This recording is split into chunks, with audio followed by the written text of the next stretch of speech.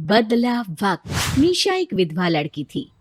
कोई औलाद नहीं थी, लेकिन वक्त से पहले ही पति का देहांत हो जाता है। फिर उसकी जिंदगी में रोहन आता है।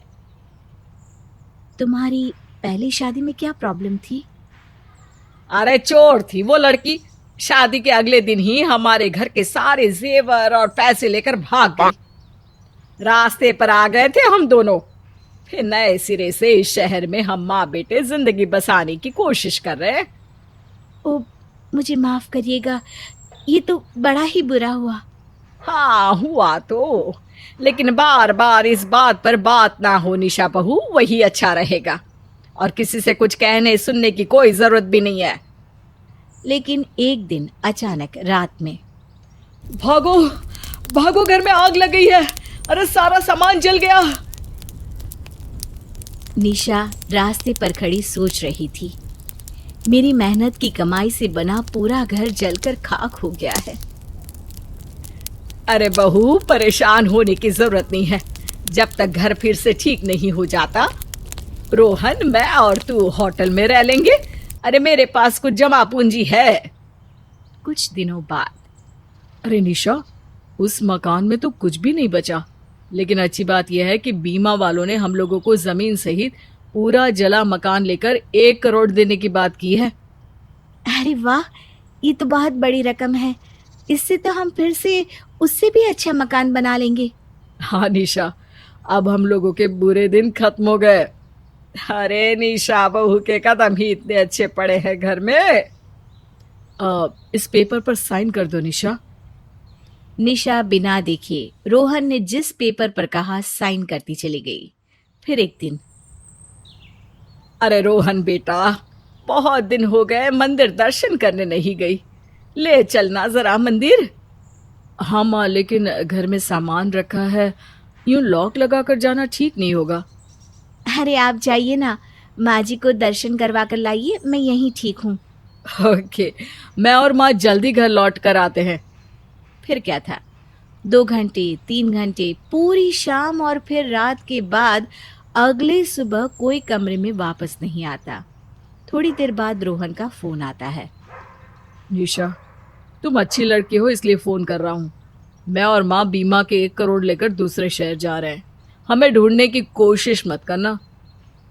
अब तक निशा समझ चुकी थी कि पहले पति के मौत के बाद दूसरे पति से उसे धोखा मिला है। पूरी तरह से टूट चुकी निशा को होटल वाले पैसा ना देने के कारण निकाल देते हैं। अब कहाँ जाऊं? पैसे भी नहीं है और कोई रिश्तेदार भी नहीं। तभी उसे एक होटल के बाहर नौकरी का बोर्ड लगा दिख जाता है। सुनिए, मुझे इस नौकरी की तलाश है। ठीक है, तुम्हें सुबह 6 बजे उठकर रात के 12 बजे तक काम करना होगा।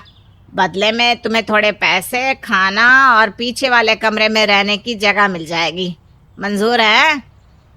निशा, जो कि पढ़ी लिखी लड़की थी, सोचा जब तक अच्छी नौकरी नहीं मिल जाती ये काम करना कोई गलत बात नहीं होगी। हाँ, मुझे मंजूर है। अब निशा कड़ी मेहनत करती, उसके हाथ का खाना लोगों को पसंद आने लगता है। फिर एक दिन, अरे ये खाना किसने बनाया है? मुझे उससे मिलना है। हाँ हाँ, जरूर मिलिए, लेकिन वो हमारी परमानेंट खाना बनाने वाली नहीं है मैम। मैं अभी उसको बाहर निकाल देता हूँ। ओए निशा, जल्दी बाहर आ जा। निशा भी डर कर बाहर आती है। सर झुकाकर निशा कहती है, मुझे माफ कर दीजिए, मुझे इस नौकरी की बहुत जरूरत है, मुझसे गलती हो गई। अरे मैंने तो कुछ भी कहा नहीं है, मैं तो कह रही थी कि ए लड़की, निकल यहाँ से, नहीं रखना तुझे। लेकिन मेरी गलती क्या है? इन मैम को तेरा खाना अच्छा नहीं लगा। उस औरत को अब गुस्सा आ जाता है। क्या मैंने ये कहा? मुझे तो इसका खाना इतना अच्छा लगा कि मैं इसे इनाम देना चाहती थी, लेकिन अब तो मैं इसे अपने साथ अपने घर लेकर जा रही हूँ। निशा भी उस महिला के साथ उसके घर कुक बनकर चली जाती है। अब निशा के पास वक्त होता है कि वो अच्छी नौकरी की तलाश कर सके। वो रिज्यूम डालती और नौकरी के इंटरव्यू का इंतजार करती। एक दिन, अरे वाह, ये नौकरी का इंटरव्यू, मैंने तो कभी सोचा ही नहीं था कि मेरी जिंदगी में इस जगह से भी कॉल आ सकता है, लेकिन मेरे पास तो ऐसे कोई कपड़े है ही नहीं। निशा अपने बचाए पैसे को लेकर कपड़े लेने जा ही रही होती है कि रास्ते में उसे एक अच्छे घर का, लेकिन थोड़ी फटेहाल हालत में एक लड़का पैसा मांगता दिखता है। प्लीज कुछ पैसों की मदद कर दीजिए। मेरी नौकरी लगते ही मैं वापस कर दूंगा। मैं पढ़ा लिखा इंसान हूँ, बस वक्त और हालात का मारा हुआ हूँ। निशा को उसे देखकर अपने दिन याद आते हैं कि कैसे वो भी रास्ते में आ गई थी। ये लो, सारे रख लो। ये तो किसी काम के पैसे लगते हैं। हाँ, वो कल मेरा एक जॉब इंटरव्यू है, पैसे जमा किए थे कि अच्छे कपड़े ले लूंगी, पर कोई बात नहीं, नौकरी लगनी होगी तो मेरी योग्यता के दम पर लग ही जाएगी। पैसों की जरूरत मुझसे ज्यादा तुम्हें है। फिर क्या था, जैसे ही वो लड़का पैसे लेता है, ढेर सारा मीडिया का कैमरा और माइक उन लोगों के सामने आ जाता है। निशा घबरा जाती है। मैंने कुछ नहीं किया है। लड़का अपना मेकअप उतारता है। ओह, तुम तो वो हीरो हो ना, रोहित कुमार। माफ कीजिए, मैंने आपको पहचाना नहीं। दरअसल मैंने अपना भेष बदला था। मैं शादी के लिए लड़की की तलाश कर रहा था। आपको क्या कमी है लड़कियों की? हाँ, पता है नहीं है, लेकिन वो असल जिंदगी में कैसी होंगी ये मैं नहीं जानता। इसलिए मैंने ये नाटक किया कि कोई साफ दिल की लड़की मुझे मिल जाए। तुम सच में बहुत अच्छी हो। अरे नहीं नहीं, वो तो मैंने इसलिए मदद की क्योंकि ये वक्त मैं भी देख चुकी हूँ।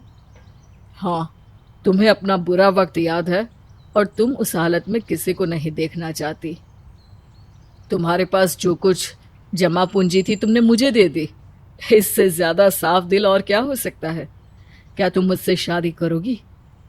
लेकिन मेरी पुरानी जिंदगी में सब ठीक नहीं रहा है। वो रोहित कुमार को सारी बात बता देती है। देखो, मुझे तुम्हारे पास्ट से कोई लेना देना नहीं है। मैं फिर भी तुमसे शादी करना चाहता हूँ। क्या मुझसे शादी करोगी? निशा भी शादी के लिए मान जाती है और एक अच्छी जिंदगी जीने लगती है।